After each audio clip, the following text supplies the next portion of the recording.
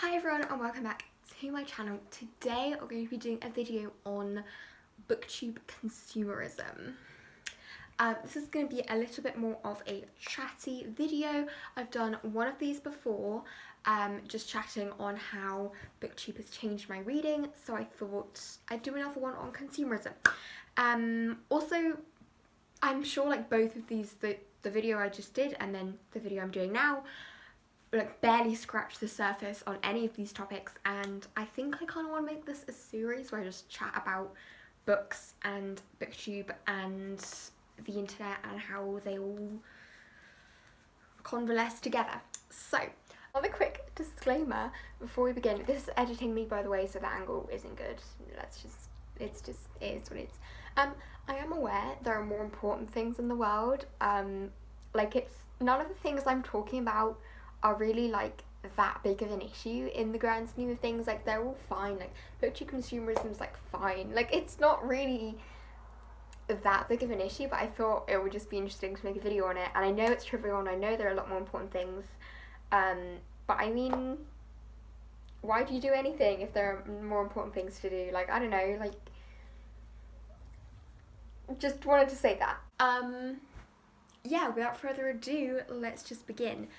First of all, I do want to say some things. It's currently 30 degrees in my room.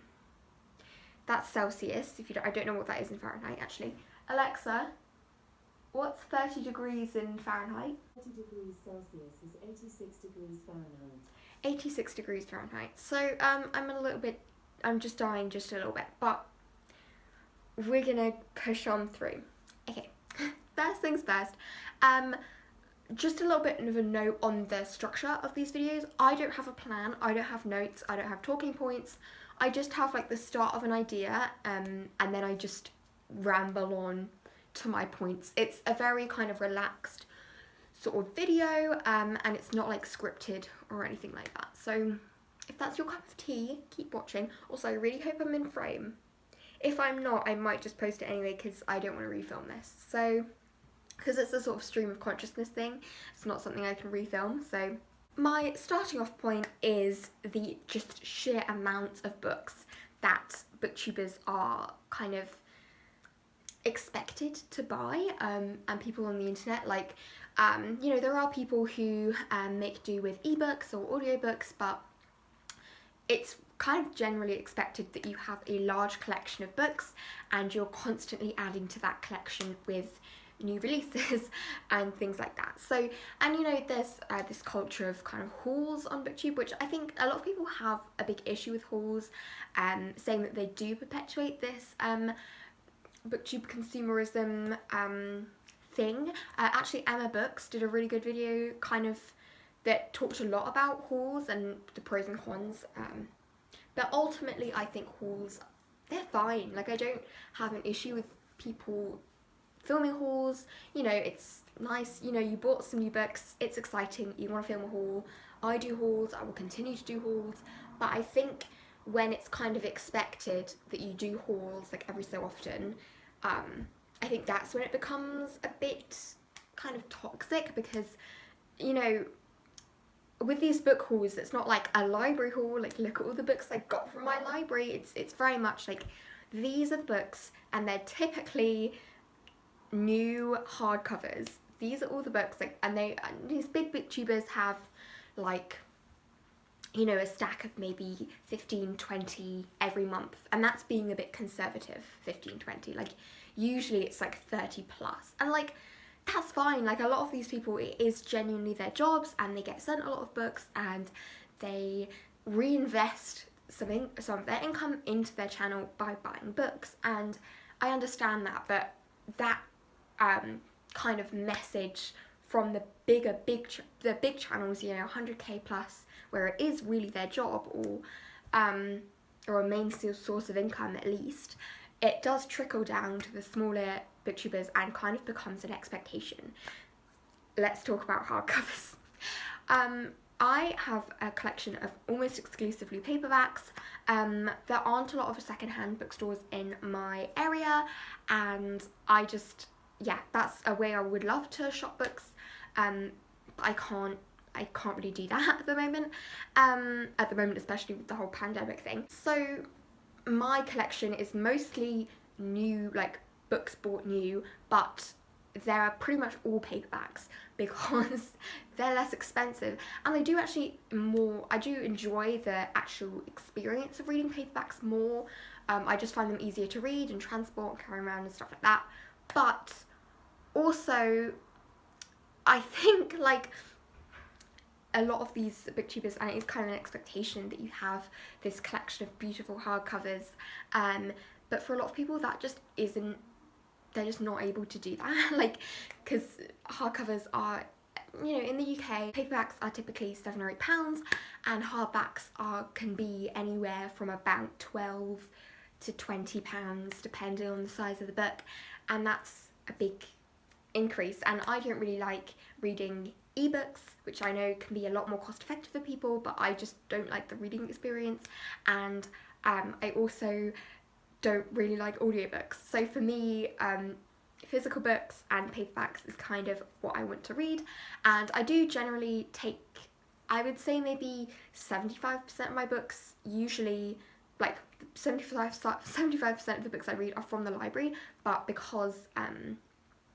of the whole pandemic thing, and also we're on summer holiday and I haven't, like, the school library is the one I usually use, so I just have been having to buy all of my books. So I think there is this kind of expectation that you have hardcovers, and that just isn't a reality for a lot of people.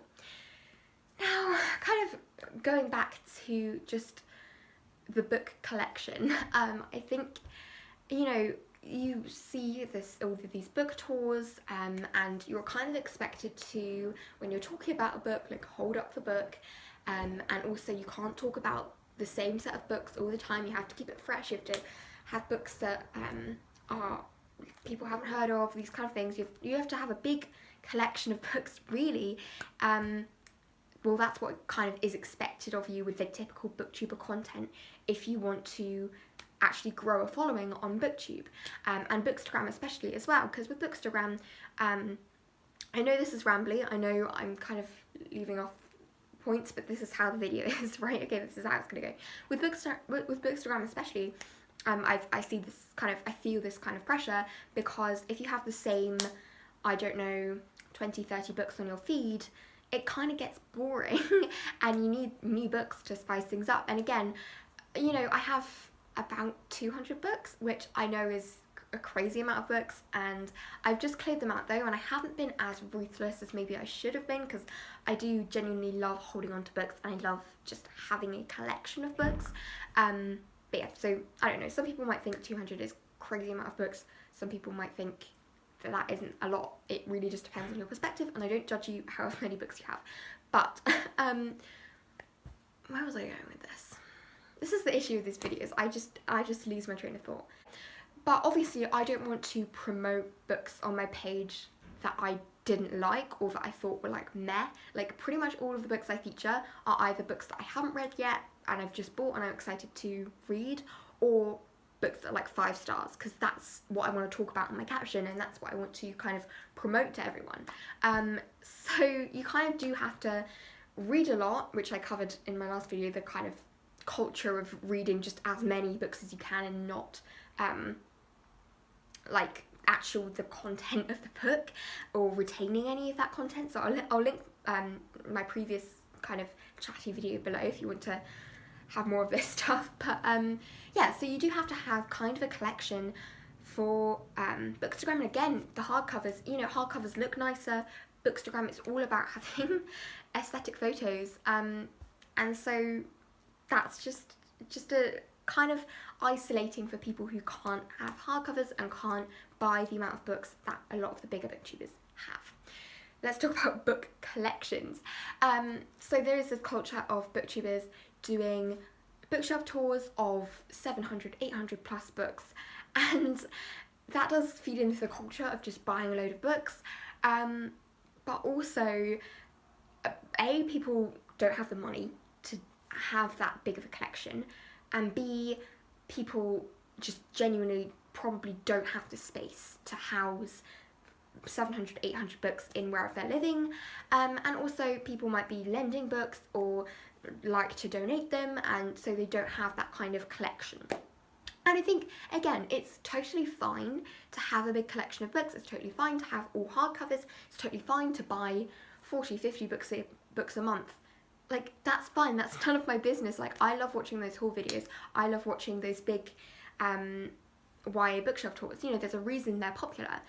But I do think that there is this just perception of what a booktuber is and their content, and that does kind of include a lot of consumerism. And I think, you know, maybe if you're doing a haul video, or if you do a lot of haul videos, or if, you know, just a little preface before you start the YA bookshelf tour, that it doesn't matter how many books you have, you know, understanding that there's a privilege with having a lot of books. And I think just a little note at the beginning of videos like that, I think would actually help a lot. And also, I think I encourage you, if you're a booktuber or a bookstagrammer who doesn't have a lot of books, who reads mainly ebooks, who has mostly paperbacks, who, you know, all these things, just like to talk about it and make videos about it. And I think that kind of would really help to kind of make booktube more about the community than actually the amount of books you physically own and the amount of books you physically buy. I think that would be great. And I think it's this kind of view of booktubers buying a lot of books is distorted by arcs. And this is, you know, most people watch kind of Peruse Project, A Clockwork Reader, I don't know, Emma Books, Jessie the Reader, all of these really big booktubers. They get a lot of arcs. Publishers send them a lot of books, both solicited and unsolicited, and a lot of these people include them in their hauls and, you know, wrap-ups and all these kind of things, as they should. You know, that's books that you have. But I think that distorts the view of actually how many books they're buying, because I think a lot of these booktubers don't actually buy as many books as you think they do. They just get sent a lot of books, and so you feel like, oh my god, I can't afford, or I don't actually want to buy 40 books a month because that would just be overwhelming, but actually they get just sent so many books. Yeah, so that's also kind of something that feeds into this.